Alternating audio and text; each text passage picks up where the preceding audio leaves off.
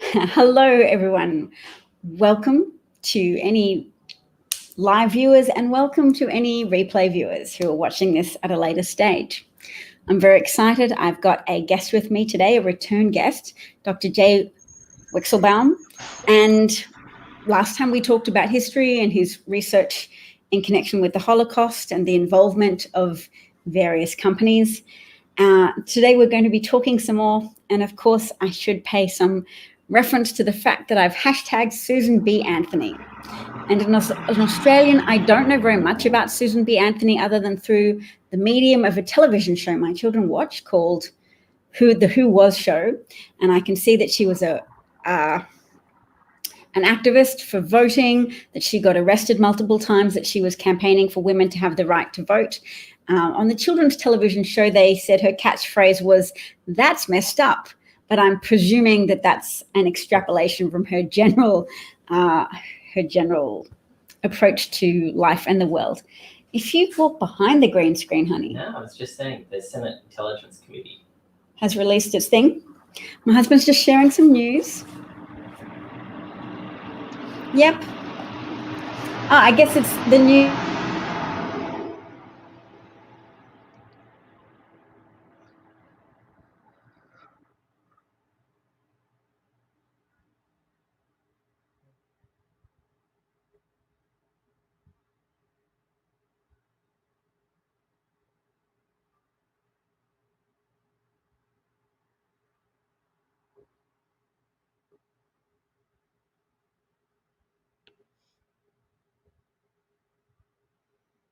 Oh, here I am.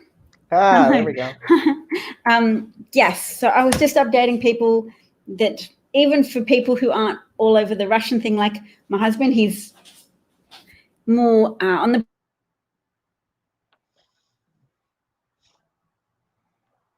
periphery of this. It confirms that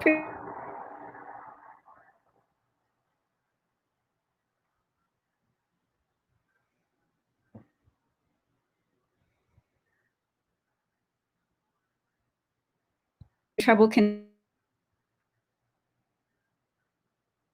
connecting. Oh, hi, Jay. Hey.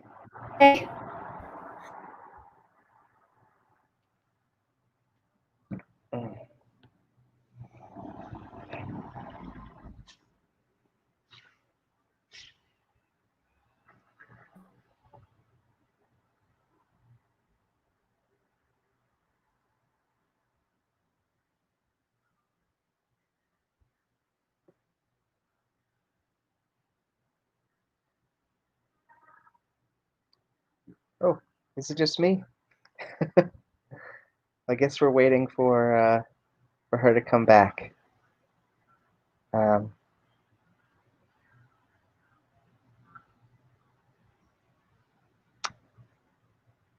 Hello, can people hear me?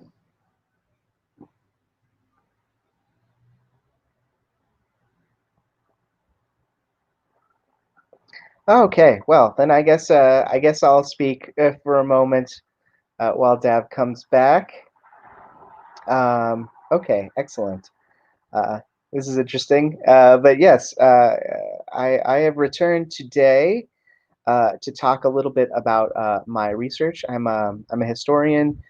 You may have seen me a month ago or so, or maybe a little bit longer when I was on the show last time. I do research into American companies and their business with Nazi Germany in order to understand the decision-making processes, what exactly we know about this, and Dav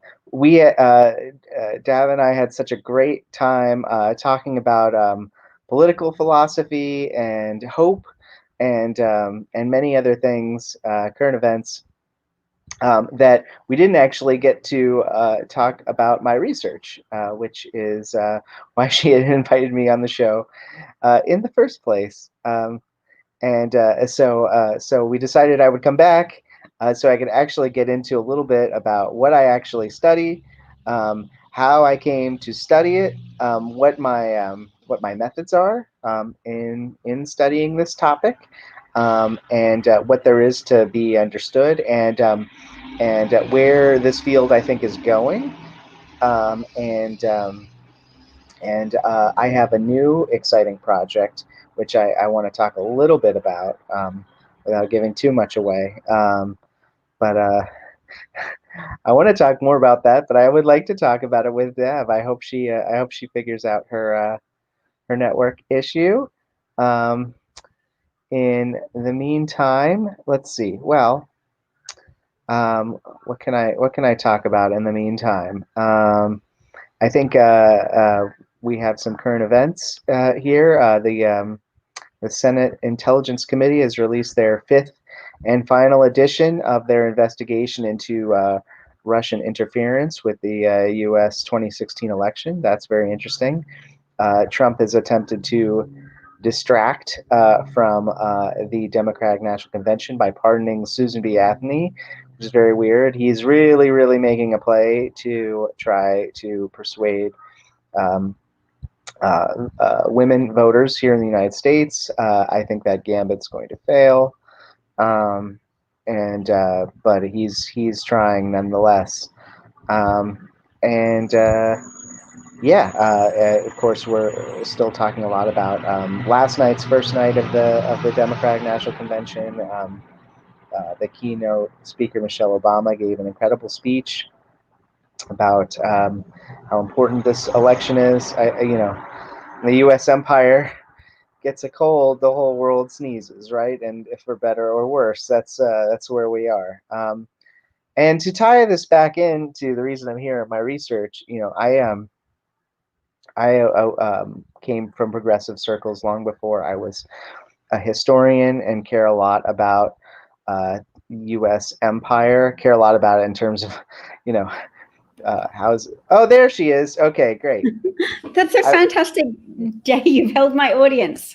I'm so grateful. Well, first I realized I was just kind of sitting there staring at the screen like, oh, you're live. Okay, so I should talk. All right. Yeah. Live, and my internet connection dropped out, so I have no idea if it'll happen again. There seems to be some problem on my end. But what were you saying? Empire.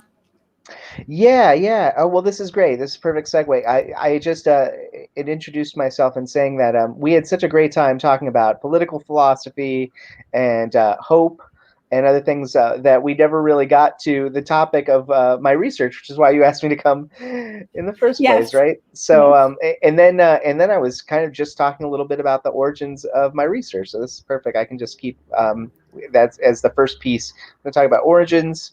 And how I came to study this topic. And then I was going to talk a little bit about my research methodologies, pull the curtain back a little bit so people understand how the heck you even do research on this stuff. And then I was going to talk a little bit about where I think this research is going, and a new exciting project I want to talk a little bit about before the end. How does that sound? That sounds great.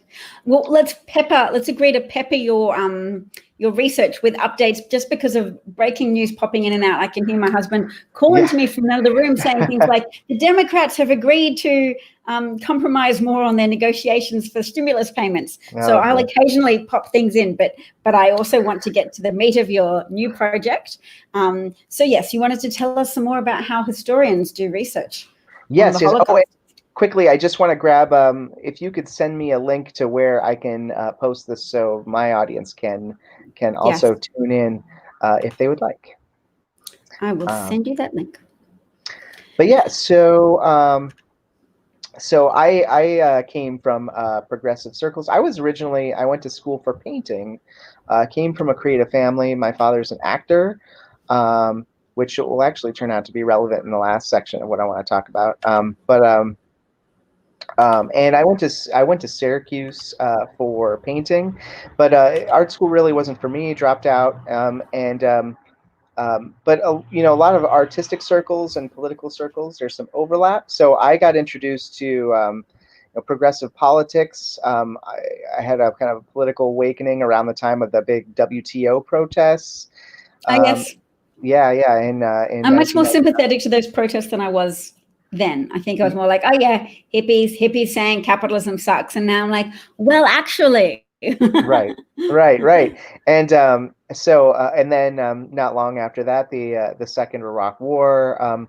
I was in Buffalo, New York at the time. I founded an info shop with some of my friends. Info shop is kind of a term of art for activist communities. It's a space in organizing, a physical organizing space that has resources in it, and it's kind of a community center.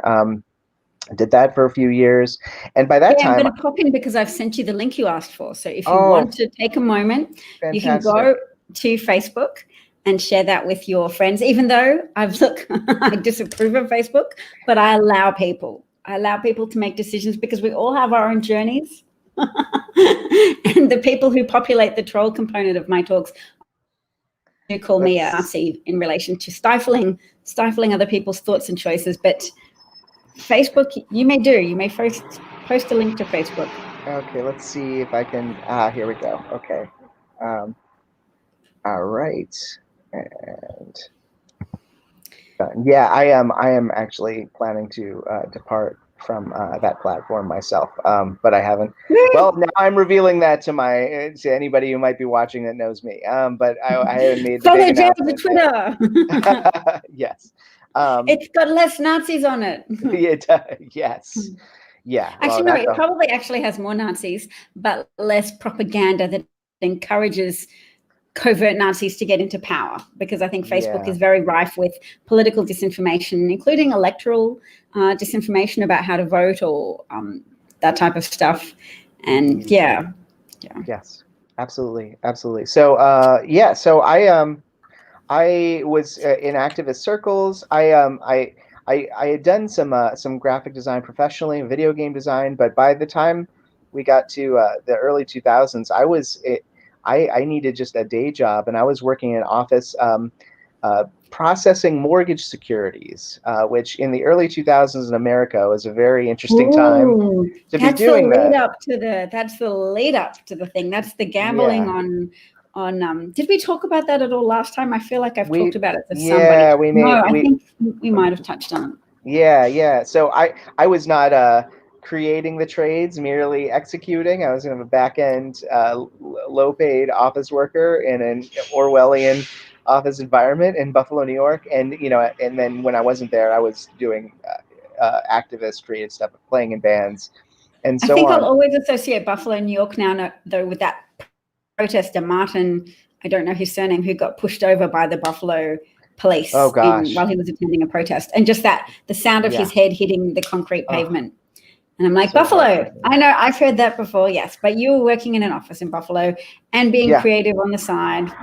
Yeah. And, there was, as you might imagine, and, there were a lot of shady things happening. In a mortgage trading office, yes, mortgage securities trading office. Yeah, I mean, on my, I remember very clearly. I had worked my way into this mortgage securities department, which was nice. It was a little better than setting up escrow accounts or other things. And I remember my very first day, it's data entry, but it's got to be very accurate and fast. And you package all these mortgages together, just like we heard around 2008 when everything finally fell apart. And I had done all the data entry. I had checked everything, and I go to hit submit to send the electronic version of all the mortgage data to whoever was buying at Goldman Sachs or whatever company, big investment company, and it just says error across my screen. It's my first day, and I'm freaking out, and so I double check everything. Your first day coincided with the crash? No. This was like early 2000s. Okay. But what I'm saying is, yeah. So what I'm saying is, is that this is how I learned about how this might create a crash.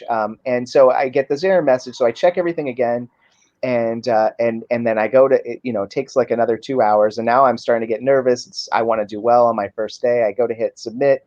Error message across the screen again, and now I'm like sweating. I look nervous. My boss, she sees the nervous look on my face, and she comes over to my cubicle, and she asks me what's wrong, and I say, it it won't go. It won't go through. And she asked me to stand up. She sits down at my terminal. She goes through real quick, and she's looking, and she starts changing incomes. She starts adding, 5,000 here, 10,000 there to people's yearly incomes.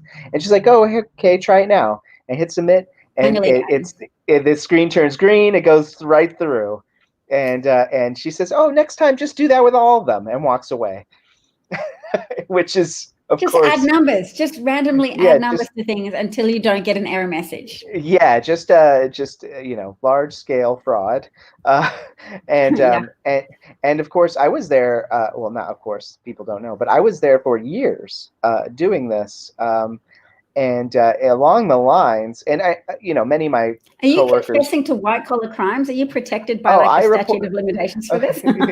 Well, here's the irony: is along at some point I started getting pretty upset about what was happening. It was not a good place to work either. So it's also like, we were treated very poorly. There were temps everywhere because they couldn't get enough of these High things out the turnover. door. It was just very crowded space. They didn't have enough chairs. I would normally go into the vault where they kept the mortgage notes, and they would have temps sitting. I remember seeing a pregnant temporary worker sitting on a concrete floor, arranging mortgage documents alongside other. This is what was happening in America in the mid 2000s in the mortgage business. I am Crazed not green. I'm not mentioning the name of the company on purpose, but anyway. So I actually went to the Buffalo Attorney General's office and said, "Hey, this is really messed up. I would like to talk about it." And they seemed very disinterested, and they called me once to verify my phone number and never followed up with me. Tried to talk to me, so I tried to report this stuff, but I was You're an feeling pretty. attempted whistleblower. You're a Yeah, whistleblower, just I there was was no attempted. follow through. Yeah. And so this is a long way of leading me to what happened next. So one day I was waiting for the bus because I wasn't even making enough money to own a car at this job. I was waiting for the bus, which the bus stop was at a local mall, and there was a long time to wait. So I walked in the mall, wandering around, went into a bookstore when those still existed in malls, and saw this book, IBM and the Holocaust, sitting on the shelf. And for some reason it just clicked for me, like thinking about a company, a big company that has a good reputation that on the surface, but when you actually go inside and read about it, this is a company that was collaborating with Nazis. Now there's a caveat here. The author of this book is somebody I have a past with, who I've worked with, and is highly litigious and dislikes me greatly for criticizing his work in the more recent past. To any So of we'll his, just mention the book title and just leave it at that, and people can yeah. always Google it if they want. I mean, But it's the book that led you to history, he to doesn't. researching. He doesn't want to face me in court because he's doctored quotes and done a lot of other nasty stuff, and stalked me. But any event, this book, I'm crediting this book and this author for really kind of opening my mind to this topic of American companies doing business with Nazis, and this time period coincides with the time early 2000s. With a large number of lawsuits brought by Holocaust survivors against various companies, some in Germany, some other places, Swiss banks, but Switzerland, yeah. also a bunch of American companies too. And there was kind of it's messy and hard to describe, but apparently these lawsuits all kind of eventually became a large scale agreement or negotiations between Germany and various groups in the U.S. To offer reparations. And ultimately, as part of the negotiations, these lawsuits against the American companies were dropped. But the smart corporations, several, knew that they had to do something about their public reputation. So they commissioned various histories and lots of things. There's a lot of stuff being written about this. So IBM and the Holocaust was probably the best-selling piece of literature, but there was also a lot of other stuff. So that's the reason this kind of came before my eyes, because there was a lot of stuff being written about this, and people were buying it. And so I started reading this book, and I'm at this crappy job, and I decide, you know what? I think I'm going to go back to school and finish my degree, and not work at this Major in crappy job history. anymore. Yeah, and you can go massively into debt if you want to, and just be a professional student. And I wasn't really thinking about that at the time, but I made the decision, and I went back to school. So that was kind of the first Next phase step, for me. join the army. Right. I hear a lot of people do that, though, to deal with their student debt, because there's not that much opportunity, and it's compound interest, which is something that really shocked me, because in Australia, we also have to pay back a portion of the cost of our studies, but it's indexed to inflation. So basically a very low interest, and it's not compounded. You don't get into this situation where you're just basically paying off interest and never even reducing the principal. So I thought, wow, all this polarized narrative of leave things as they are or entirely get rid of student debt. How about you change it from compound interest for students to just simple interest? Yeah. That would be nice. That'd be nice. But anyway, so you went into history, you accrued a significant amount of student debt, so you could give back to the world in terms of greater enlightenment through good faith engagement with primary historical documents and secondary. Yeah.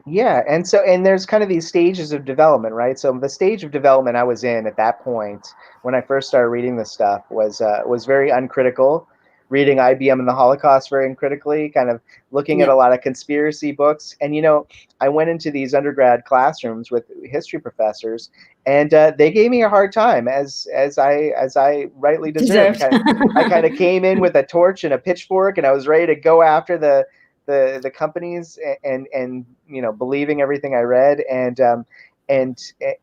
what happened was, the professors that eventually kind of took an interest in mentoring me, they told me, if you really, the impression I got from them, or the lessons I got from them, were that, if you really want to be taken seriously, you have to be rigorous. You have to be very diligent and hardworking, and cross all the T's, dot all the I's. And I kind of took that lesson to heart. If I was going to be taken seriously as somebody who was going after these huge, venerable companies with these sterling reputations, and individuals that ran these companies, famous captains of industry like Henry Ford or Thomas Watson or Alfred Sloan, or the Dulles brothers. I was going to have to be able to prove that I prove competence, demonstrate competence. So I decided that meant I have to get straight A's. I have to be the top student in my classes, and so I became kind of obsessive about being the best student. And so I went, dearly purchasing credibility that is not proving. Oh, she froze again. I hope she comes massively back. Useful to you. Yep. Wait a second. Let's see if she comes back here. Perhaps I'll just keep going here. Okay, well, hopefully she comes back. Yeah, so that meant straight A's. The History Honors Society. I was tutoring fellow students, and are you wanted by the FBI? That's funny. No. In fact, I just responding to a quick question here. Yeah, she's freezing. I hope she comes back. Just responding to a quick question here. You can actually request your FBI file. Oh, there she is. Keep talking. Okay, I'm gonna keep talking. You can actually request your FBI file. And I was working with a famous researcher that does what we call FOIA requests, just requests FBI files. And I requested mine, and it turns out I didn't have one. So I was not special enough, at least as of 2014, to be on the FBI's radar. That was, long after I became well known for my research. So sorry, not wanted by the FBI. Prescott Bush, I want to get to that too, because that's okay. Well, let me keep talking about kind of where I was. There's a lot of non-scholars in my field.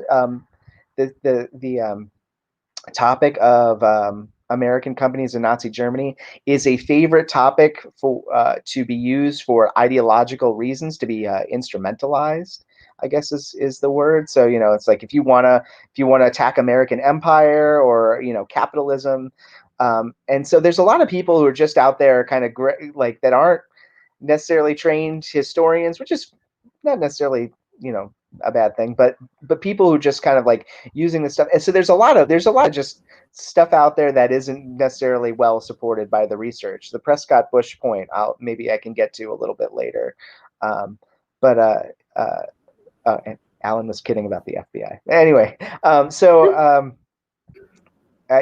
she's back. Okay, she's still working on the connection. Okay, anyway, so that was kind of where I was at. I was reading a lot of conspiracy theory, and I'm so grateful for the professors I had who kind of helped me read critically. And that's what at least in U.S. schools, if you've got some good professors in higher education in history, one of the core kind of precepts, the core lessons is how to read sources critically. So you want to be able to kind of like look at an argument and look at what is actually the evidence to support the arguments. You want to look at what the bias, you want to try to guess at the biases that authors are putting out in the world. You want to kind of try to understand the methodology. And you kind of get a little bit of that in undergrad, and then you get a lot more of that in grad school. And what ended up happening was, if you're a very diligent student, it's not long before your mentors may recommend graduate school to you. So that's what happened to me. And I ended up getting into Boston College. It was a fairly prestigious program, a history program there, and got into school there. And it was kind of a much more intense repeat of what I had originally experienced at Buffalo State College, which is that you come in with kind of a torch and pitchfork, and you're raring to go after the bad guys, right? And these professors look at you like, well, you cannot put your biases before the research. Do the research, follow the sources, and see where they lead, and then you can make some judgments from there. And I still hadn't really. I was still on the verge of kind of learning that lesson, because a lot of the authors, a lot of the people writing about this stuff, they it's all about the point they're trying to make, and the research, if it happens at all, especially if they're not historians, or professionals, is kind of secondary or non-existent. So they're just kind of pulling from whatever is out there, and that's a problem. During my time at I had done just a little bit of what we call primary source research in undergrad, which is where you actually go and you find the actual governmental or sources or corporate sources, the actual documents that tell us the story about what companies did, or what the government did to investigate them. And so mostly I was just reading everything I could. But then in graduate school, you really get a chance to dig in to the documents. I was at Boston College. I was within walking distance. Hello, she's back. How's it going? Still having a little bit of trouble. That's okay. I was saying, oh, we have a question here. Well, maybe I'll pause for a minute and I can address this question. Do you consider the average citizen ignorant of general understanding of history and government? It's a big country, and there's a lot of people, and I The think bell curve. yeah, it depends on where you are. I think they're and our public education system has been under attack by Republicans for a couple generations now. So it's kind of like there may have been more awareness, and we're still kind of have some of that, but then as we keep going under these attacks, it gets harder. So yeah, I would say yes and no. I'm still very optimistic that there's some opportunities for lots of historical education, but there's room for growth, but knowledge is to a degree infinite, and people's capacity to learn is finite. So I always say, let's not get stuck in being negative about America as a whole. There's areas for improvement, and we always want to say, look, that's places where people are getting stuck. Maybe they're being sold the idea that privatizing education would improve things, which is kind of a goal of like powerful behind the scenes billionaires, which sounds like a conspiracy theory, but when there actually are people conspiring to undermine public institutions because they want to reduce taxes for everything but the military, then right. Yeah, let's not buy into that. Let's be negative about American things, because then we're contributing to a polarization where pro-Trump people go, yay, he's a cheerleader. He says America's the best. And out of a spirit of contrarianism to other people who might get stuck in a position of America's losing its goodness, it's not good. There are things about America that are great and that excel. So Jay's part of that culture of excelling. I try. I mean, I just spent, just as a side note, I just spent the whole summer working on campaigns in Pennsylvania, because I know it's a critical state, using my writing skills to promote progressive candidates all across the state, because even for lower offices, state house and so on, the more progressives you get in, the harder it is for on the national level for a presidential candidate from the opposite party to win that state. So, and because Pennsylvania is so key to the electoral college path for Donald Trump, if you take that state off the map by winning enough lower house seats.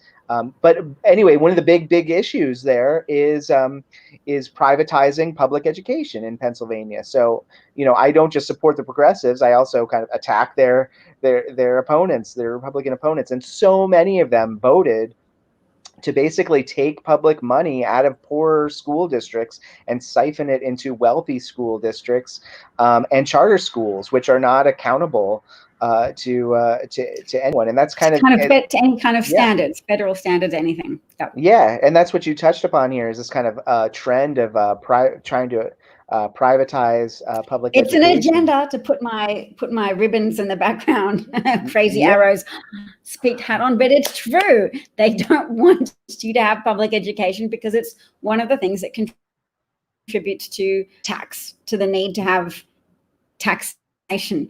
And there's a lot of people doing that. And in fact, Brown versus Board, I learned from Michael Harriot, was originally pursued by African Americans saying, we also pay tax, and yet there is no school bus picking up our children to take them to school. They're having to cross a river.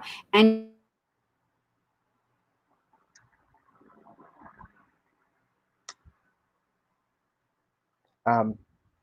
yeah, I mean, just to pick up that thread, it froze a little bit.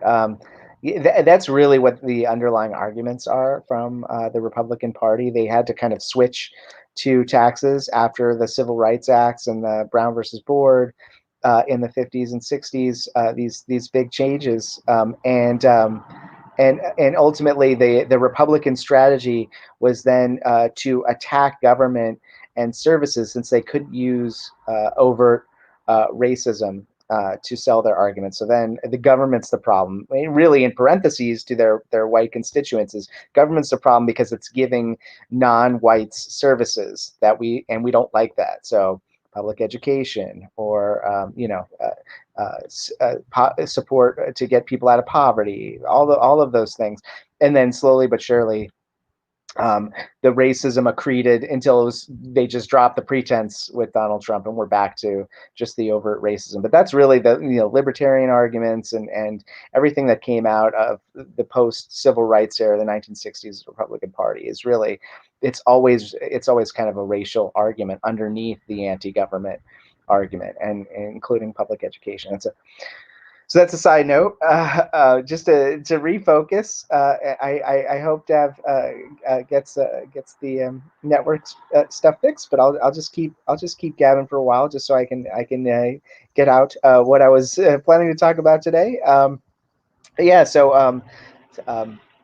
I didn't mean to go on so long about the origins of my research. I just figured it's important to know how one comes to study this stuff. And anyway, when I got to graduate school and you really start looking at primary sources, that's when I really this field really sucked me in, because there's what we have published out in the world is just a tip of the iceberg. And people want to do research on the internet, on Google and stuff. There's a lot, 90% or more of archival materials out there in the world aren't anywhere on the internet. They're not digitized. You actually have to go to archives and go look through the stuff. And even just to know what to look for and what to do, it takes training and lots of just time and hard work. And most people, who want to make political arguments, or you want to use the word, throw around the word research on Twitter, like, aren't doing that.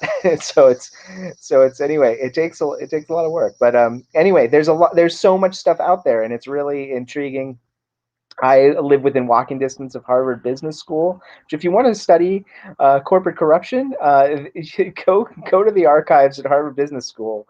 The stories, it's just incredible. And so for a long time, I wanted to study the Wall Street firm of Sullivan and Cromwell. I think I mentioned this last time, because a lot of their clients ended up with German connections that were still there during the Nazi regime period. So I thought, if I study this one institution, I will be able to kind of get a bigger picture. And of course, the Sullivan and Cromwell was run by John Foster Dulles at this time, and he is a major figure in U.S. politics and also international relations, because he became Secretary of State under Eisenhower in the post-war era, and his younger brother Allen Dulles became head of the CIA in the same period. And both their family has deep ties to the U.S. diplomatic community. Their uncle was also Secretary of State in the late 19th century, and the young Allen Dulles was also sent on an intelligence mission to Switzerland during World War I, kind of when he was a young man. The older John Foster Dulles was sent kind of as a junior lawyer to the Versailles treaties at the end of World War I. So these are players in the history of this time. But by the 30s, John Foster Dulles was running this Wall Street law firm, and so they had many clients. In fact, they had a sister firm in Germany that was run by corporate lawyers that I've studied intensely. So I thought that would be a means, but the problem is that unlike a company that released documents later because they want to improve their reputation, because they got sued by Holocaust survivors, Sullivan and Cromwell have not released a lot of sources, and kind of I think have gone through and cleaned up what could have been available publicly, so that it is very hard to do a research on a topic where there aren't documents that are available to you. It's very difficult. And so eventually I had to kind of switch gears. And by this point, I had gotten into more graduate school. I got into the PhD program at American University. And I decided that I was going to use the documents from companies that had released their materials in the early 2000s, and that I wanted to study companies that actually had released a significant number of documents, so I could actually tell a story, or like try to understand what was happening. And so I focused on Ford, General Motors, and IBM. All three companies were sued by Holocaust survivors. All three companies felt that they should release some documentation kind of in the aftermath of those suits. But all three companies kind of put in hurdles to studying this stuff, which is very interesting. Welcome back. Sorry you're having trouble. It's going to take some serious heavy-duty troubleshooting, I think, to work out what's wrong my end. So I'm expecting to keep going in and out, but I'm grateful that you're here, Jay, talking to the audience and rolling with your narrative of letting them know about your research and your background. Sorry, I'm missing parts of it. That's okay. But yes, what were you up to discussing? So I talked about where I'd started, how I get into this, and then I was talking a little bit about how I had to kind of make a method to actually study this stuff, because many of the organizations kind of kept their sources back. You can't study something if you don't have access to the information to study it, right?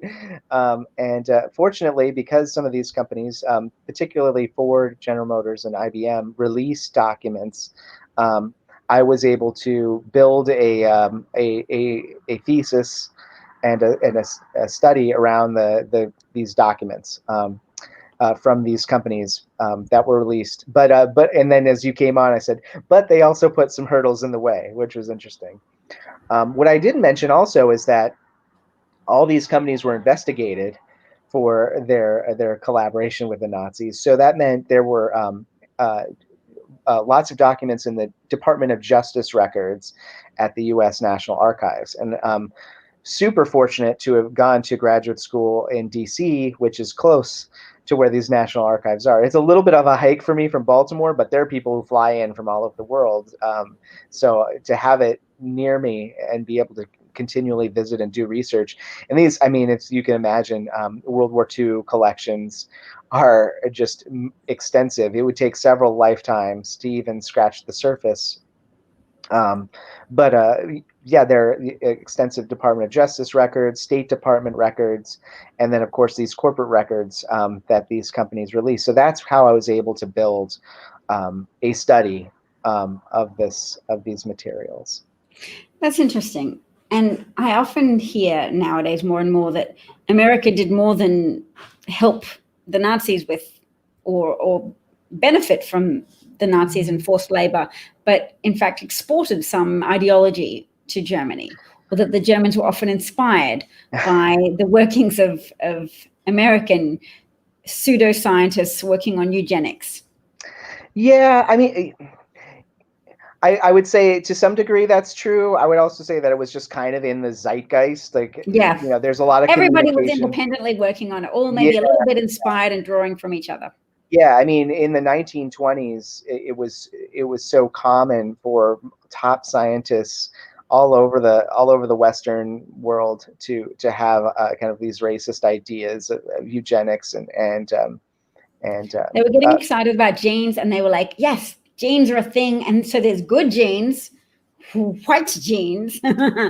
And I mean, they were doing research to say that women had smaller brain sizes and therefore had less intellectual capacity. So there was no end to what they thought physiological and genetic science could say to justify their arbitrary hierarchies that they were imposing on the world. Hierarchies are fun. So hierarchies are fun. I just wanted to say I'm a little unnerved sometimes by my son, who we'll tell him something. I'll be like, oh, a woman just broke the record for men and women in terms of swimming across the British Channel. And he'll be like, yeah, but then a man will break that record again. Or like, but the running record, that's held by a man, isn't it? And he's so gleeful to be part of this group that he sees with some degree of evidence as being on top of a hierarchy of physical prowess, that he's like men. And he'll tell his 5-year-old sister, he'll be like, we have more muscles. Mummy said we have more testosterone. And I'm like, yeah, I did tell you that. And it is true, but I've also told you that a woman who trains hard and makes some kind of physical accomplishment her goal can beat a whole bunch of men. if she puts her mind to something. It is harder. Yes, there are physiological differences between the sexes, but whatever. Back to eugenics, and not only Nazi scientists, but Nazi involved businesses. Yeah. Well, this a funny coincidental side note. So, you have to borrow a lot of money to go to school, even when you get into a PhD program, where you get a fellowship, which I did, which pays for some of your tuition, pays a stipend. I still, it was only for 3 years. PhD program in history typically takes 7. So that meant I needed to have a job for the whole second half when I was writing my dissertation, and I was fortunate enough to get a research position at the U.S. National Academy of Sciences. Wow. Which had turned 150 years old, and so they had recently, around the time I was hired, and so they had commissioned this large-scale history project, and they have a huge archives down in their building in D.C. Just to study various initiatives, things they did. And my area, of course, because I'm a historian of that area, was the 1920s and 30s. So guess what I was studying? I was studying scientists who were studying eugenics. So you managed to get a part-time job that supported your thesis. I mean, it was just purely coincidental that I ended up doing this. But so at that time, the scientists that were working at the academy the academy was really just like a sleepy club for scientists. But then in World War I in the United States became this large scale kind of science industrial complex. And one of the leaders, one of the architects of that was a scientist named Robert Durkas, who created this, helped build this thing called the National Research Council, which is part of the academy, or related to the academy, and his main field, or what he studied, one of his passions was anthropology and race science. He's credited with inventing standardized testing in the United States, and it was originally meant to go to American servicemen on their way to kind of filter people, to make sure people at least had like a baseline like intellectual ability to go before they went and served on the battlefront. But if you lift the hood and point start looking at the gun that way, yes, right. Yes. If you lift the hood and you start looking at the sources, he's commissioning all these like kind of eugenics, race-based studies on racial characteristics and even head shapes and all of this and all bring this in stuff. The phrenology. You can come in and sit with us race scientists over here. Yeah. The bumps on the heads really are a sign of greatness.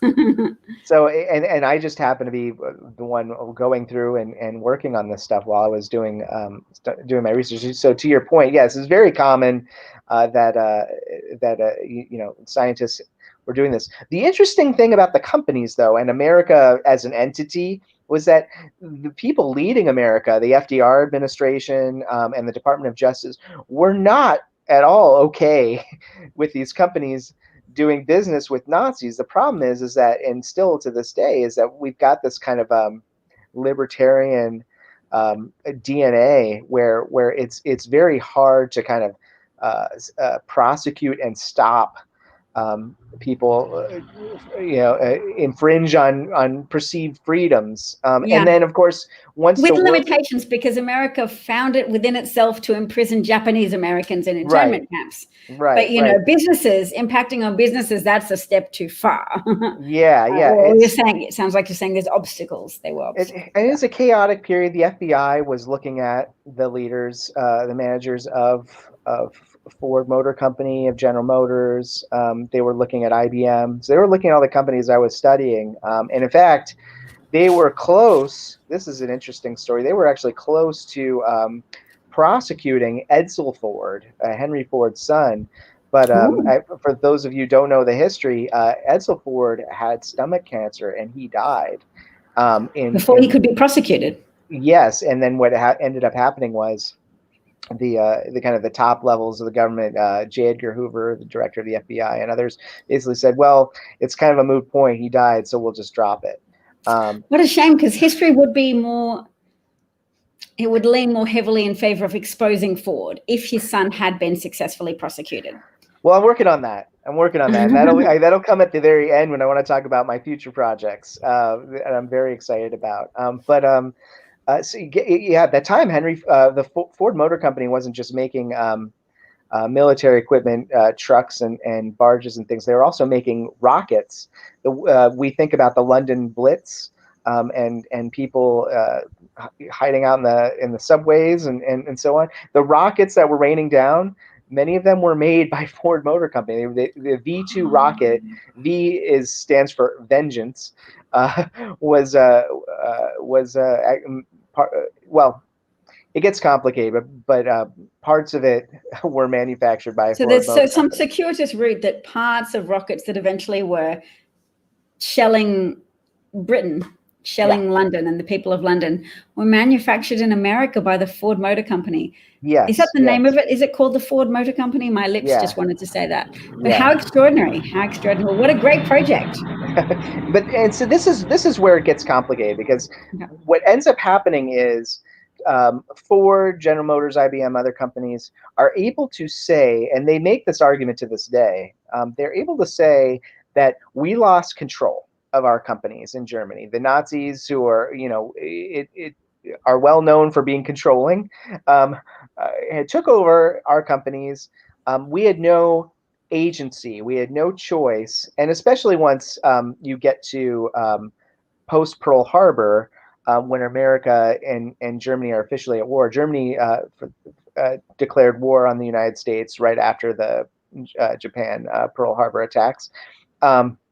Once that happens, then there's kind of allegedly a legal firewall.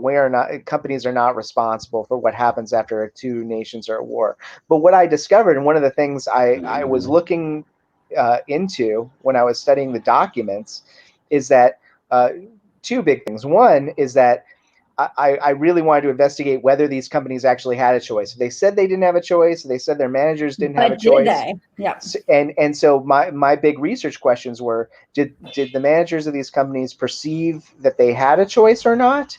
And if they did have a choice, did they actually act on their ability to make choices? And of course, it's probably no surprise to you or your audience that. And in fact, I found lots of evidence, and that was kind of the way I lay out the evidence in my dissertation, is that these managers of these companies did have a choice, and they did perceive that they had a choice. They did make choices to collaborate with Nazis, and in fact, one of the kind of key things I look at is that, yes, after Pearl Harbor, when America and Germany is at war, American managers allegedly do not have control over companies that are in enemy territory. However, it was no secret that America and Germany might end up at war with each other from about 1939, fall of 1939 onwards. They anticipated it. Especially in 1940, it was kind of like this kind of tipping point where it was like, it's very possible that these two companies might go into war. So many big American companies were kind of very interested in making sure they had people in place, Germans, that would make sure to implement company policy and do support their wishes of how their companies would be run. And in some cases, this is actually official acts of making sure they have a custodian, what they would call a custodian. The American companies were involved in selecting these custodians that would eventually be put in place. They're like, there's going to be a war. Right.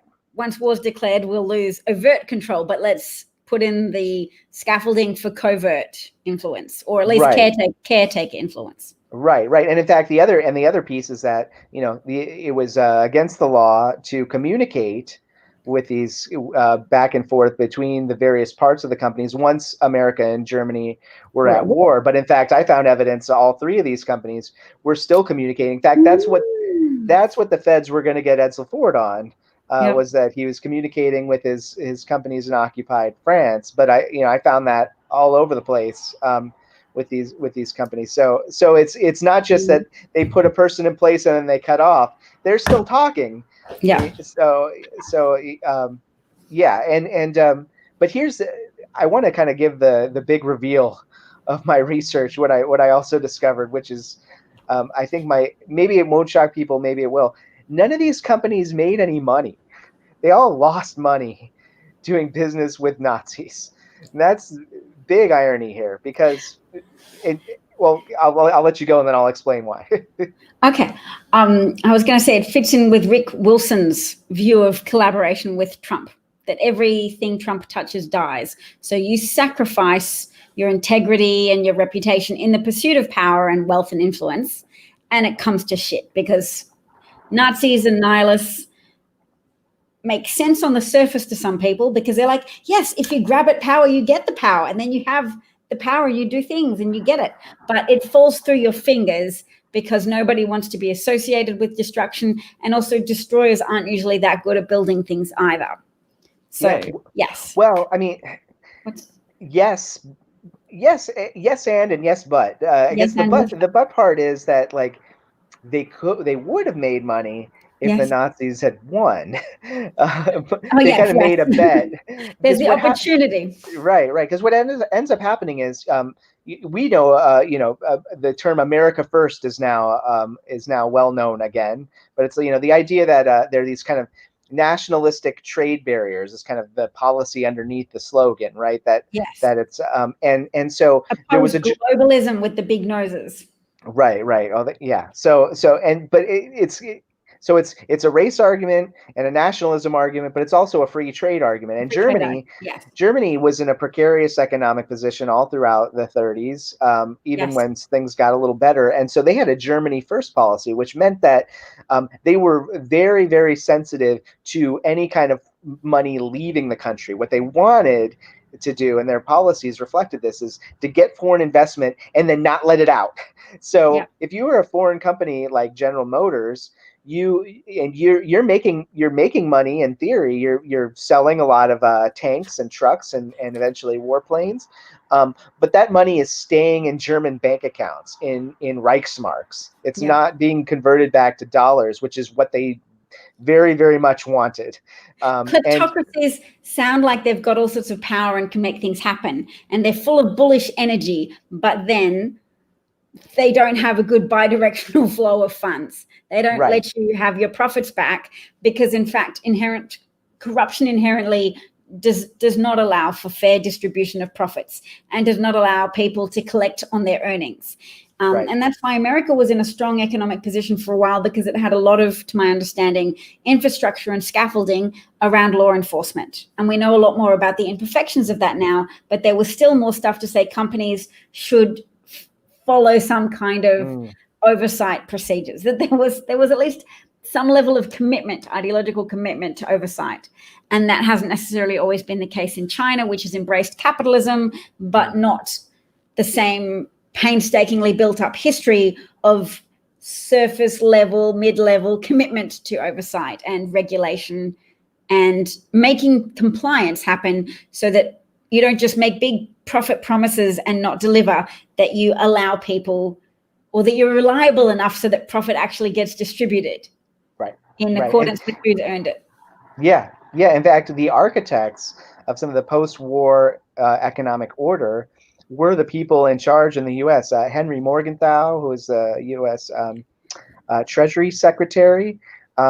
He eventually was at the one of the main people at the Bretton Woods Agreement, and so there, in fact, that was another problem for U.S. corporations, is that it was also very hard to get their shady money back on the U.S. side too, because you have people like Morgenthau and people around FDR, these kind of antitrust folks who are very suspicious of cartels and corporate power, who are the ones that would have to sign up on a license to get their profits back from Germany. So Germany didn't want the money to leave, and America, you have regulators who are very suspicious. So money builds up in German bank accounts, and Germany, maybe also to some libertarian right-wing fascist sympathies, people was a very high tax environment as well. I know they don't like taxes.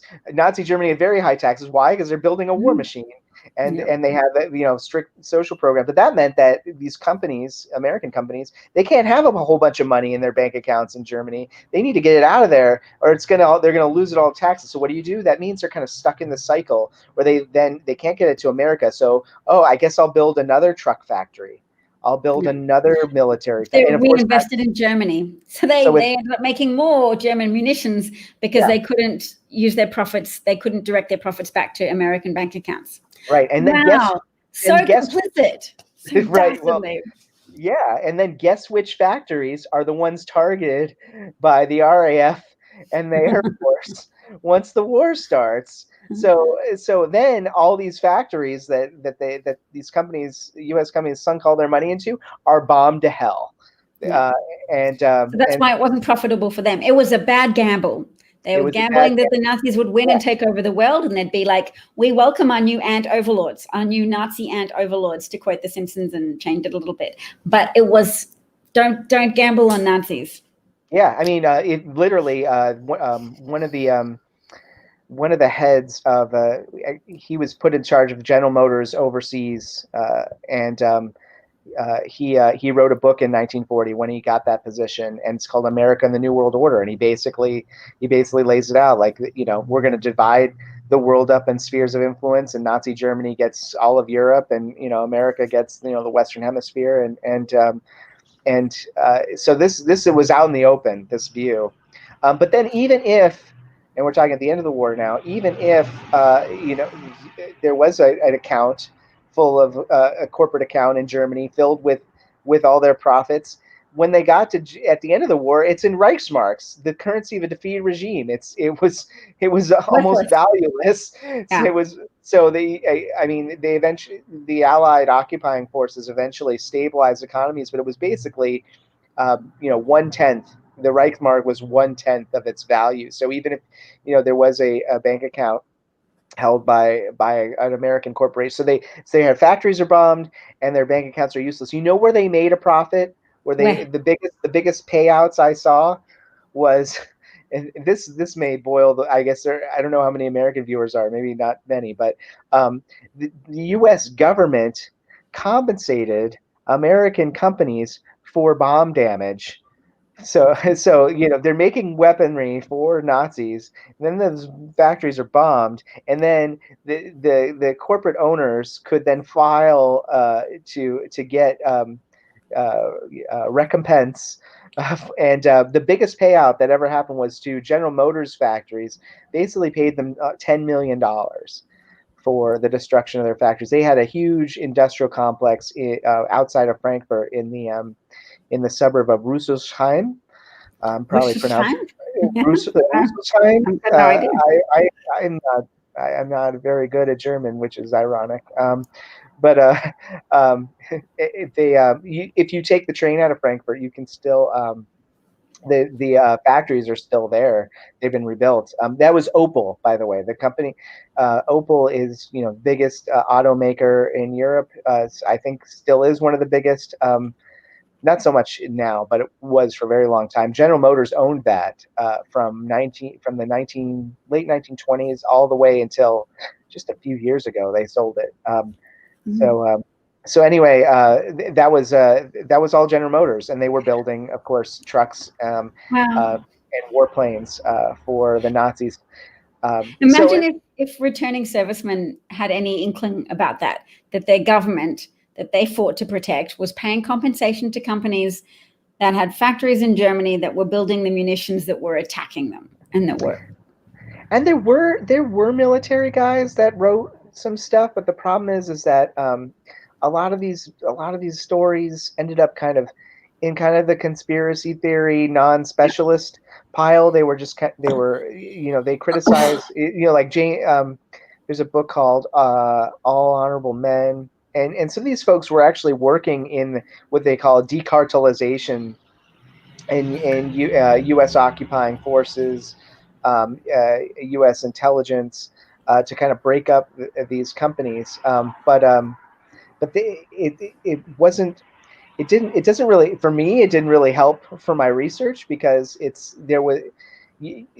no path to like really understanding what the documents tell us. I have to kind of rebuild that path and actually find their actual like government documents. Like their story is just like, well, we know James Mooney of General Motors was a Nazi. Okay, well that doesn't help me very much. Like I need to know where's the evidence so that I Yeah. can actually make the argument. You need some more primary sources. But so there was some military commentary on it, or former military Yeah. commentary, but it was on the periphery. It didn't get saturation cable news coverage. Not that there was cable news then, but it's frustrating. You know, there was, you know what? There was even more than that. There was something, Harvey Kilgore was I believe I don't think he was a senator. I think he was a congressman. I'm gonna look. I'm gonna look unprepared here. There's so many you're details. It's hard allowed. to keep You're it on my allowed. head. But Harvey This isn't Kilgore Rachel was Maddow just yet. he's a congressperson from West Virginia, and he organized hearings in Congress Okay. about The you know, compensation payments. Yep. industrial abuse, and talked. He called in people from these companies to testify. The Ford people came in and testified because he was very unhappy that there were companies, and this was big news at the time. I think here's the big picture is that yes, there was a lot of criticism, and there were military people, and but this is also a very chaotic time where the Cold War and the war against Russia and communists there were new foes popping up. immediately changed everybody's attention and took everybody's attention away from collaboration with Nazis, because all of a sudden, immediately, you need, even in the middle of the war. Here's a good example. IBM. IBM wasn't as involved as the Holocaust as major publications would have you believe, or at least the evidence is not available. There was one machine found in a camp, and I can talk more about that. That's for right now. That just hold that in your mind. But IBM was very. If you want to criticize IBM for their collaboration with Nazi Germany, they're very much involved in what they were involved with all over the world. They had kind of punch card early computer machine systems that could do inventory, that could do accounting, that helped with communications, scheduling. And so any big business, big industry, big government organization, these machines are lying around. And so they really did. IBM had this smart business model where they would never sell the machines. They would lease them, and so that way they could have ongoing proprietary kind of subscription relationships where they're constantly sending their experts to help calibrate. And so the machines are lying around all over Europe around the time the Nazis are being defeated, and they're American investigators are looking at this company, but they're also like, whoa, this has huge intelligence value in our war against Russia. So what we need to do is, we can't alienate IBM. We need to actually create IBM soldiers. We need to create an IBM wing of the military, essentially, to go out.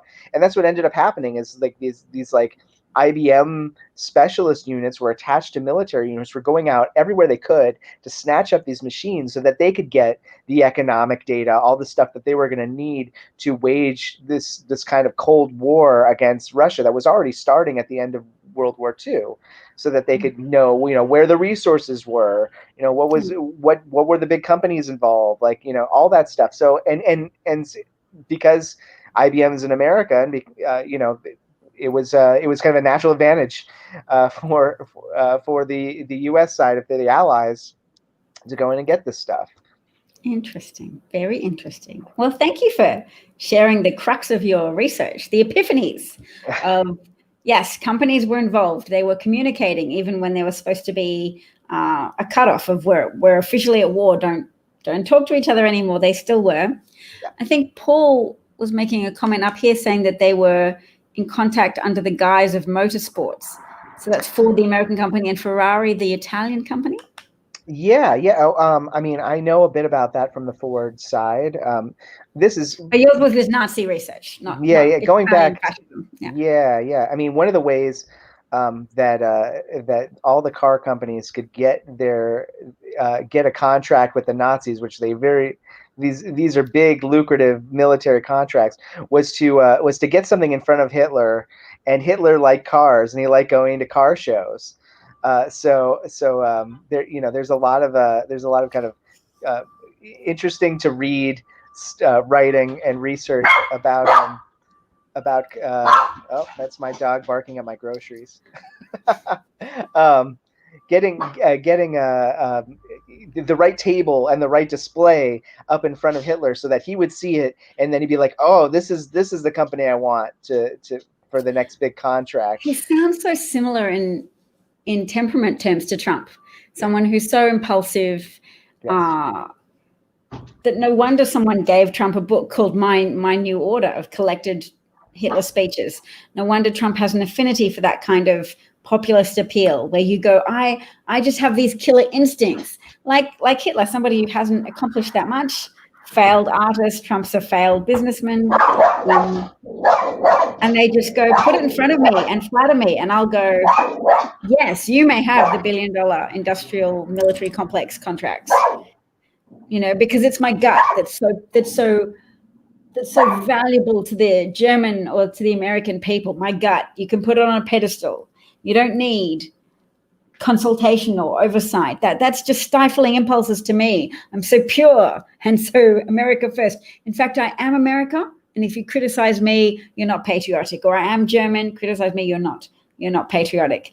It's such a play-by-play dictator's treadmill type of arrangement.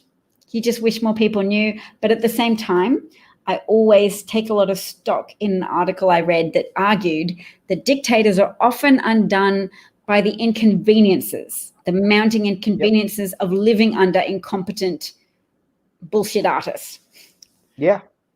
I mean, unfortunately, it's like they're going to go down, but how much destruction can they get away with, or just not, just do until before they actually come down? Because incompetent regimes can kill a lot of people. They can kill a lot of people, but they don't last.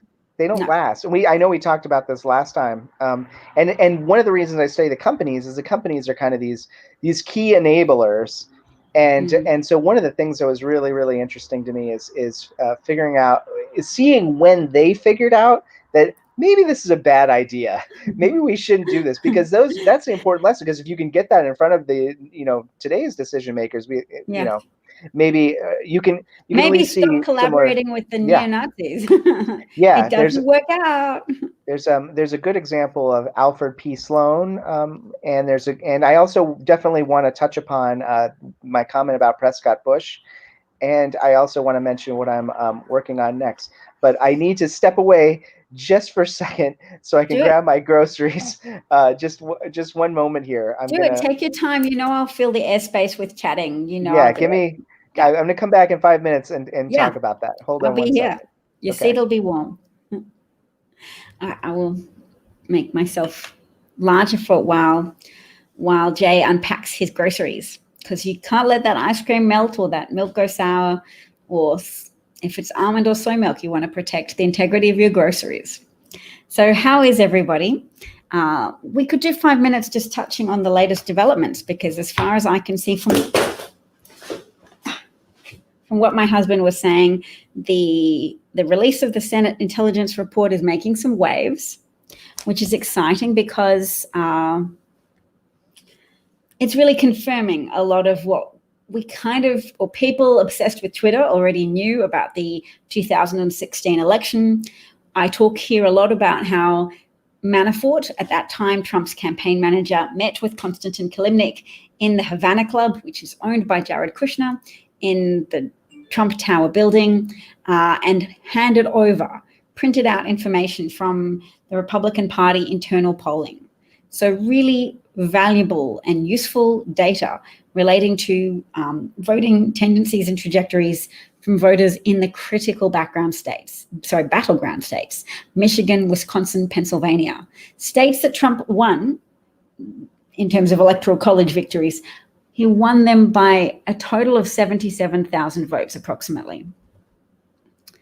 So I'm glad you like my back screen. I bought a green screen. I'm touching some green fabric right now. It is nice for a change, and it means I can get some more pictures and mix it up. But who knows, I might always stay with this warm-looking American cozy homestead with a piano. I'd love a piano. And how am I today, Paul? Pretty good. let's see. So what's trending? Dang it. It's not trending enough. the Senate's intelligence report. Still, I'm sure it'll build momentum. It'll hit cable news saturation at some point. But as I was just saying to Jay, really, dictators are undone by the mounting inconveniences of living under the leadership of an incompetent dictator. They're never competent at solving problems or addressing crises. They're competent at whipping people up into a frenzy. They're competent at having a perpetual campaign to manage rather than an administration. The Trump administration is very notable for not administering any of the problems besetting America. He runs a campaign that sort of half-assedly tries to achieve his promises and then waves a fist at them and says, look, it's all done. My beautiful wall that falls over and that most of the building has been replacing areas of pre-built wall that were crumbling and needed rehabilitation. Oh, good. Bob's got an update. The Trump Pennsylvania lawsuit to stop voting by mail is failing because the judge asked for proof that there's any substantial level of voter fraud, which they don't have, because voter fraud is always a statistically negligible thing. And fascists always build on the weakness of conscientious people who'll say things like there's no evidence. And then the Trump type of people will say, well, there could be evidence. And we saw that very clearly the other day. Mark Meadows was telling Jake Tapper an absence of evidence was just really proof that all of the evidence was there waiting to be discovered. Paul just noticed the background. It does make my hair the edges a little bit pixelated and fuzzy, but that's all right. I'm glad you're enjoying the background. What's your attorney general taking care of? In Pennsylvania, I hear there's a few different attorney generals who are trying to challenge the Trump-appointed Postmaster General, Louis DeJoy, who has millions invested in competitors with the post office and who is therefore very motivated to follow Trump's presumed commands to undermine the postal service and therefore sabotage people's confidence in voting by mail. Bob's even got the voter fraud figures for us. Thanks, Bob. 0.000006. Oh, Jason's back. Jay's back. Hello. Just noticed you. Hello. Welcome back. Thanks. How's your groceries? All cold? All safely put away? Yes. It's really we've been very fortunate here in Baltimore. I live in a neighborhood where we have a small local grocery store that delivers groceries, which helps keep us safe during the pandemic times. So that's it's been I really appreciate that service. Just so happens it was getting delivered right as we were speaking. So thanks for giving me a minute to step away. What were we up to? I wanted to talk a little bit about changing how corporate manager attitudes actually changed, where they turned against the Nazis. I think that's also a really important story that's part of this that I wanted to touch upon. It is interesting. Tell us. And then also there was a question about Prescott Bush. I wanted to address that, and then I still want to tell you at least a little bit about what I'm working on next related to this field. So the corporate manager attitudes are super interesting because there's these like famous business managers, U.S. business managers like Alfred P. Sloan, who basically built General Motors. Was famous. His name is still kind of all over various things here in the United States, even though he's now long been passed. And he was the head of General Motors. He bought Opel in Germany, and then there's this period of time where, in the 1930s, where the economy is not that good. The idea was what Hitler really wanted to do, and it's probably no surprise to your viewers because who are interested in this history, is Hitler really wanted to get. He wanted to stimulate the German economy by getting cars out. That was the Volkswagen. So you have this kind of stimulus plan. It's called the Strength Through Joy plan. Sell a Volkswagen so people, Germans, could be kind of tourists in their own country. They would travel around. They would spend money, in the countryside, being good, consuming good German food and cultural products. But we're talking about the aftermath of the Great Depression, so people didn't have money to buy these cars, and General Motors was in a big competition to get the Volkswagen contract that did not succeed. But General Motors kind of were like, well, we'll come up with our own kind of Volkswagen and we'll get into it. And Alfred Sloan's watching all this, and it's not really working out. Like the low cost automobile that every German would buy, it was not. It came out of Hitler's brain, and it wasn't really a good plan. And Sloan is starting to see this. His big investment in German automotive industry is kind of a dud. But what is making money is huge military contracts. Because meanwhile, Hitler's like, I'm going to start a war. I'm going to conquer everybody. And people are like, he's just kidding. And he keeps, no, I'm going to do it. And he keeps saying that.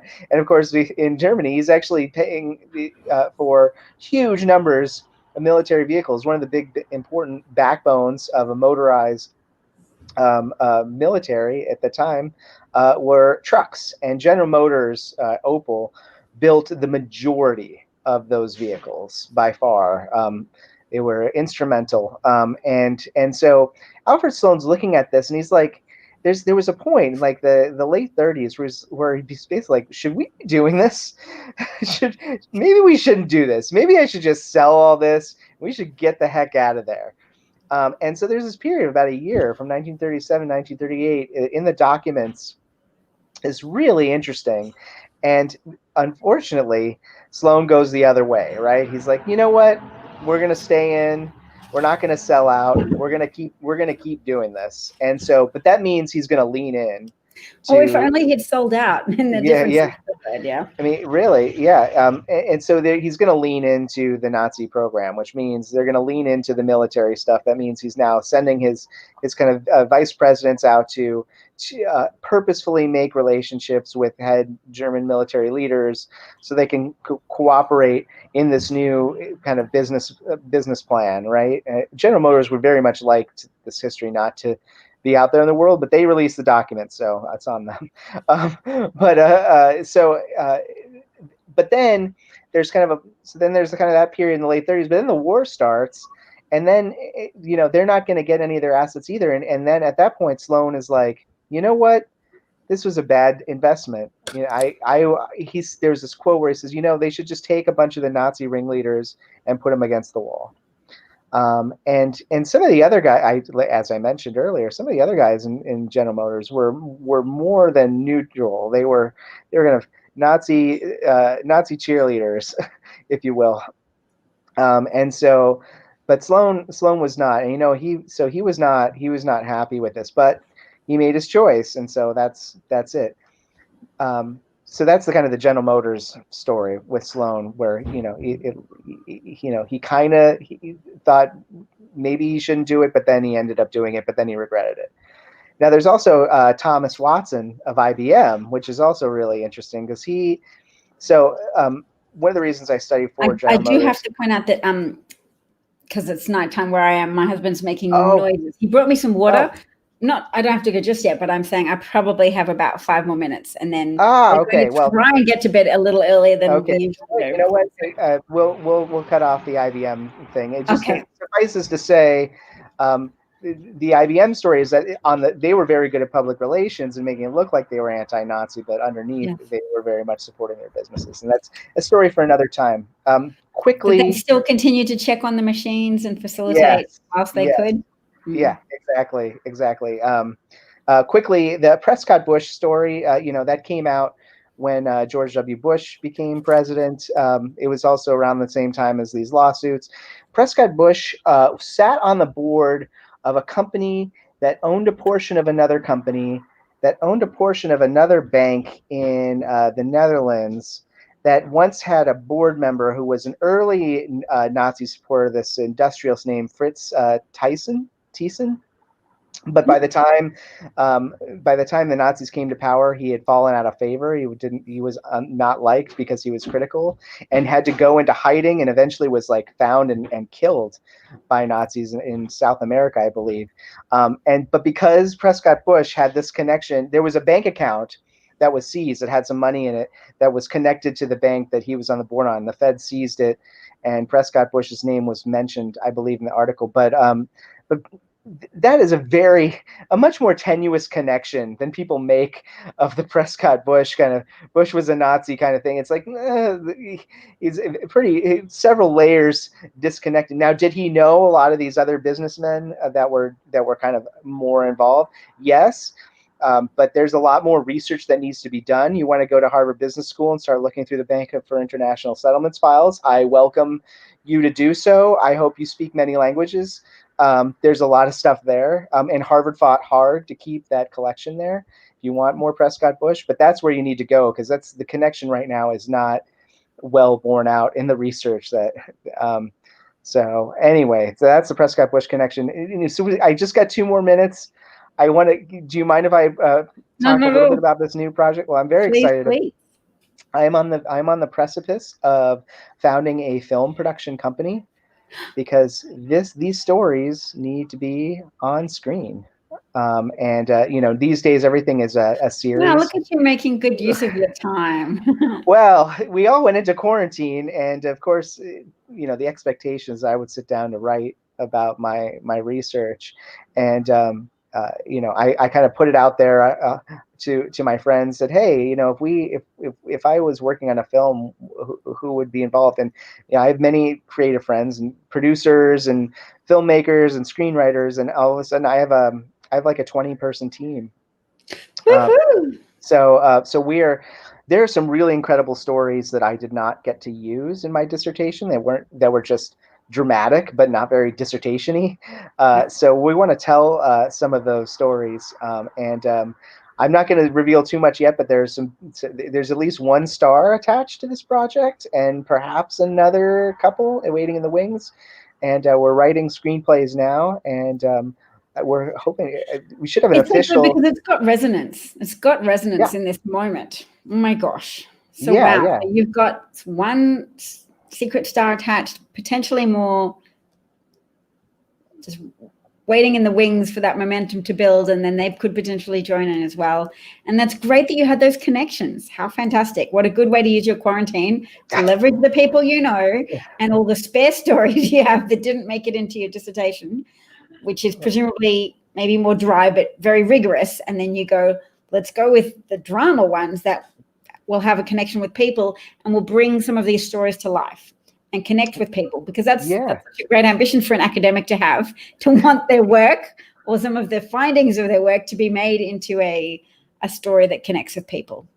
Yeah, and there's a lot of this story has just not been told on screen at all, which surprised me, because it seems like there's endless amounts of World War II movies that seem to be scouring like but they're movies in which you get to judge the Nazis. This would be more of a story in which you turn the lens on yourself and say, oh, let's look at the collaborators in our own midst, and let's look at that particularly poignantly now, because we have become something unrecognizable to ourselves. Exactly. In relation to what's happening and what our leadership is doing, and how successful he is in crumbling so many of the institutions that we prided ourselves on.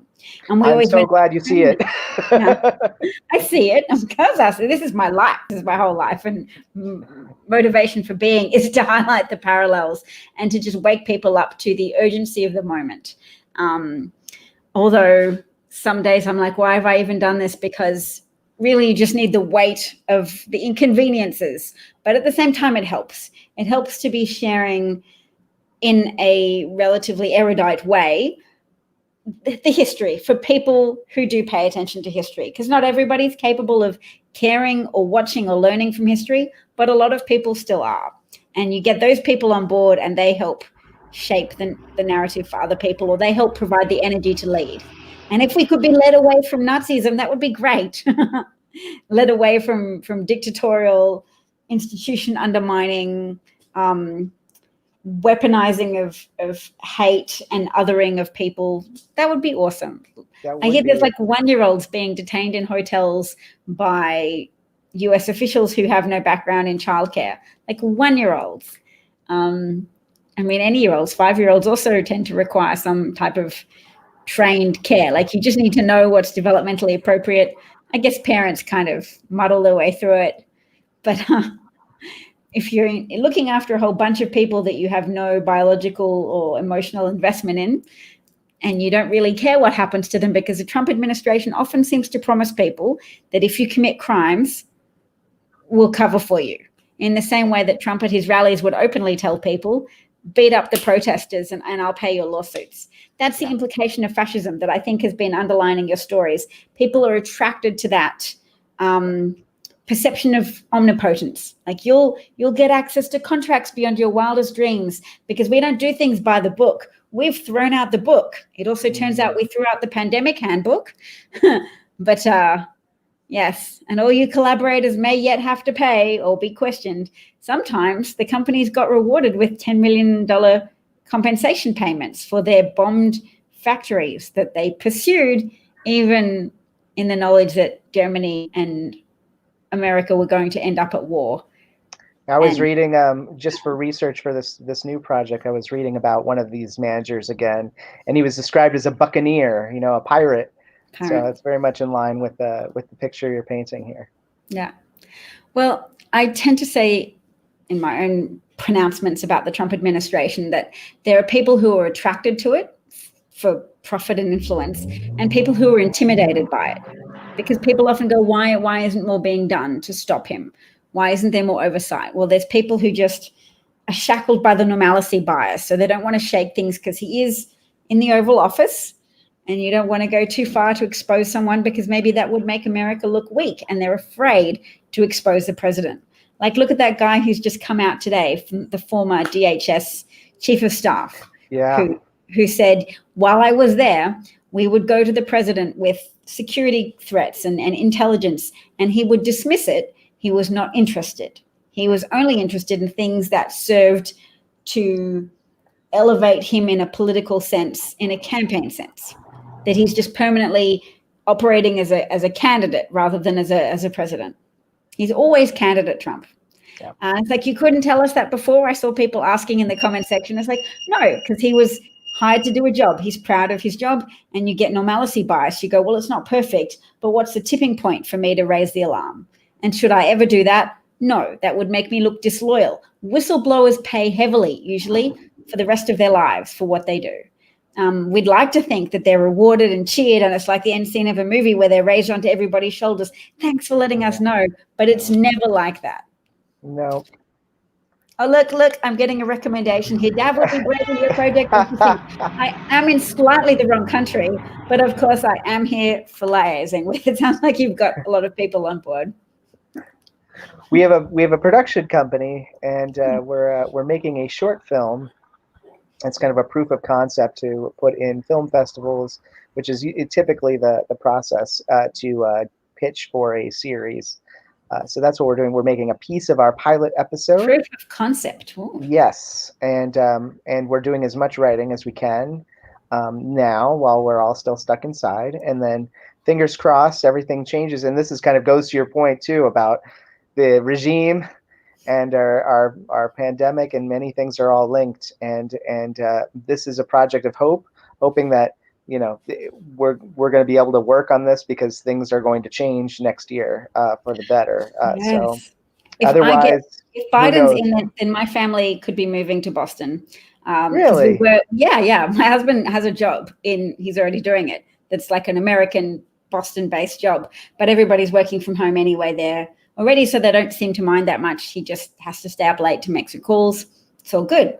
But we can't get a skilled worker visa because Trump kiboshed all of those visas. And then we went, well, maybe that's for the best. Like, I was kind of excited to move to America because my emotional and intellectual life is very bound up in America and with Americans and all of my new friends in the comment section.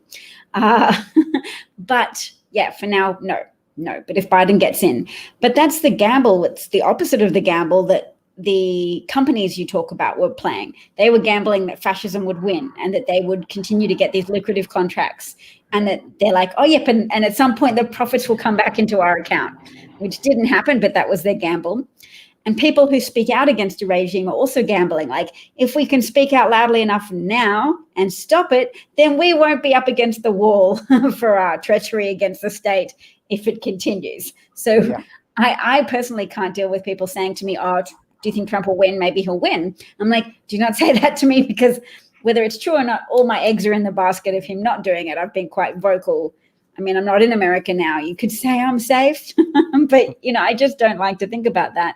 And I don't like to think about it just because of how much hardship it would involve for not only the United States, but for everybody around the world who will be living in an increasingly geopolitically destabilized world. Yeah. And when people have laughed at me for getting involved in American politics, I've always said, well, people didn't pay attention to Hitler and they laughed at him and said he was a clown. And then he pulled the whole world into his shit basket of nihilism and death wish. So I actually prefer to be noisy earlier. So to end on our theme from last time is hope. Defiant hope. The hope is not based on the facts on the ground. Hope is an act of will, of defiance against fear. And principle against fear and hate, and so you hope for the best and prepare for the worst, and at least my I have that belief system, but I also study politics and know that these regimes do not last. They can do damage, but they do not last. So one way or another, Trump and his minions are leaving the scene. It just depends on if it's going to be via election or something else. Because like the people in Belarus who are working really hard to oust Lukashenko by protesting en masse in the streets. Yeah, I was watching that with great interest because that scene may play out in another country near you sooner or later. So exactly, when people say, "Oh, why aren't Americans in the streets now?" They're waiting for the election. They're waiting for their system to work out the way they've been promised it will. And they're not going to make a leap of bad faith in their own systems at this point. They're going to see how it plays out. At least it's pretty overt what Trump's trying to do to the post office. So the momentum will build to have people get on board with saying, this is outrageous. Not everybody, because I know it's a team sport and people get into their reality bubbles. If they're Fox consumption news consumers, and Sinclair, and what's the other one called? OAAN. OWN. Oh, yeah. Pronounce it OAN. I don't even know. But I know that they can be resistant to evidence, but there's still evidence of your own mail being late and how that might make you feel. And the increased effort you'd have to make to rationalize to yourself that everything's okay. That, Trump's just had a little bit of an upset. Some people have lost their jobs, just a couple of million, just 40 million, 50 million people lost their jobs. Yep. It's just a hoax that so many people have died, except I'm starting to know some infected people in my local hospitals kind of filling up, like when that evidence becomes such hard work to maintain the fiction in contrast to the evidence, I think it peels off from the margins of their support. And even fascists need the consent of the governed to a degree. So Belarus is out in the streets after the election. So America will have its election. And I think if Trump gets reelected, that there will probably be a similar public outpouring. And you only apparently need 3% of people occupying the streets to make a difference, like to grind a nation to a halt, so that people say, we're not going to keep things as normal. You have to go. Whether it works or not. Why would he want to be a ruler who's not interested in governance or problem solving of a country that's still going to be on fire next year? Like, does he realize that there's not going to be a magic wand? The problems are only going to be worse. Yeah, but there's carrots and there's sticks. He doesn't want the problems, but he also doesn't want the stick of being imprisoned if he's not protected by the Office of Legal Counsel memo from 1974 saying you can't prosecute a sitting president. He wants that. He's It's always one step ahead of the law for decades of his life. So the Southern District of New York is on their own timeline. It doesn't really matter what he thinks or what he tries to do. They're yeah, gonna that's they're gonna keep moving. But yeah, Alan's saying keep us I posted about your project, I think. oh yes, absolutely, yes. Yeah, in fact, I hope to have more things to report later on in the fall, and I'm very, very excited. And I just let me now that I have the floor, I want to express my deep appreciation for you to give me a platform today. Thank you so much for the time. Thank you so much to your audience listening. Look at you, you're building momentum. People want to know, and they enjoyed listening to you. See, so I'm very grateful to have someone to talk to of the research background, the conscientiousness, and the creative ambition that you have. I didn't even know that there was going to be a creative ambition and epiphany folded into the end of the broadcast, but there it is, and I'm excited for you. I'm excited to hear more about your project. And I'm excited for the people to have access to something that resonates. If it does take off and you get a series, I'm like gleeful in anticipation at people getting to watch that and learn. Well, we'll see. More to come soon. Perhaps I'll be back here talking a little bit more a little bit later. So yeah, well, it's so good. Feel free. I would welcome you back on the show, Jay. So just let me know. I respond to my Twitter direct messages, and I do like having guests. I do like having guests of your caliber as well. It's lovely to talk to you, and I have always liked your messages as well of hope and of approaching things in an evidence-based way, so that you know that you're prepared to look into the nuance. I'm one of those people that do have a little bit of a tendency to go, okay, so who are the bad guys? Tell me. Right. And you're like, let me look into the bad guys, and are they the bad guys, and what evidence is there, and what's their level of involvement, which I think is a very tempering influence on someone like me who has to watch myself for that instinct to leap for bad guys, which I think is handy to a degree to get that energy and that outrage which creates public uproar to say, look, we're not going to tolerate this, or this is not acceptable. But we also need the moderating influences of people who say, check and hold, look for the evidence. Yeah. Hold for a minute. I hope talking today showed that, I wasn't always that way, and it takes some time, some work, some hard knocks to kind of come around to, like, if you have a research question, if you want to look into something, try to be conscious about putting your bias aside and look at what the evidence tells you, and then base your opinion on that evidence. If you put your bias before the research, it's never going to be as good or solid. Let your bias direct your research as well. Yeah. It's not like you can eliminate your bias. You have to just be mindful of it as you're doing the work, and it's a practice. It's not something you just arrive at and you're done. You just have to keep doing it.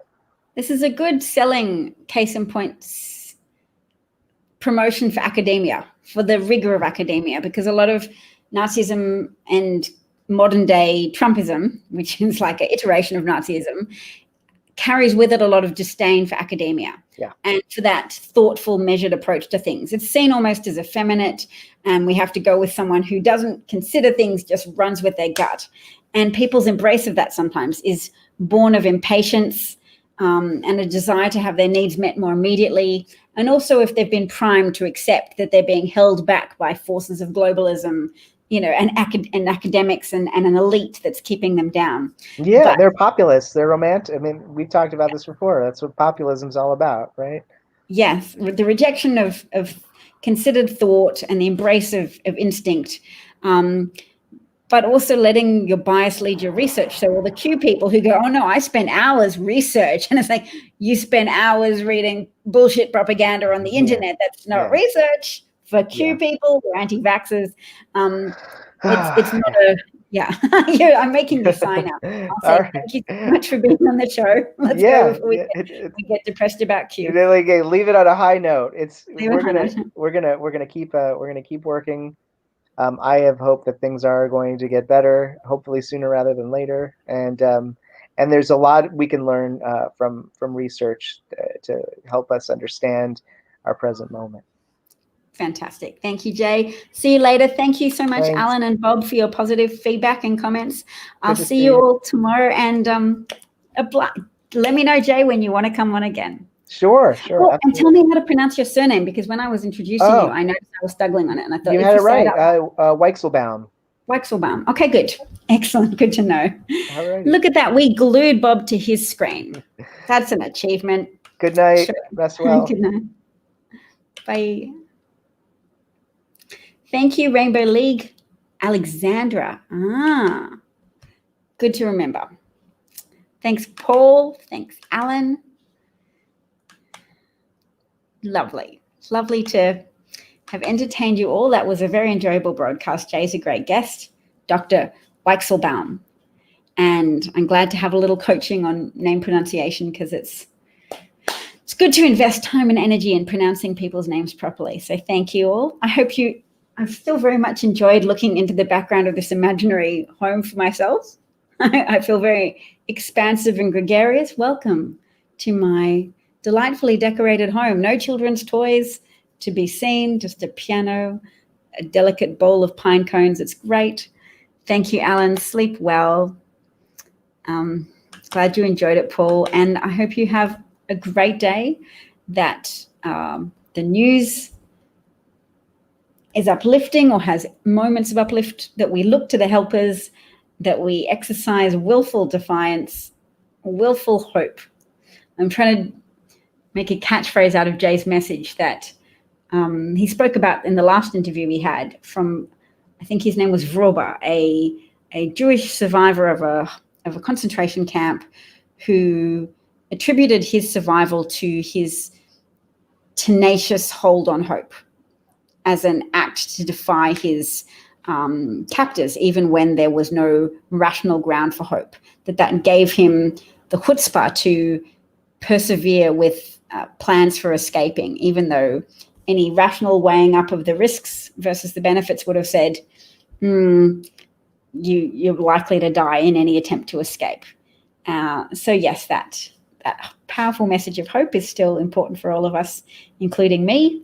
I thank you all for your time and attention, and I hope to see you again soon. Take care. Peace out.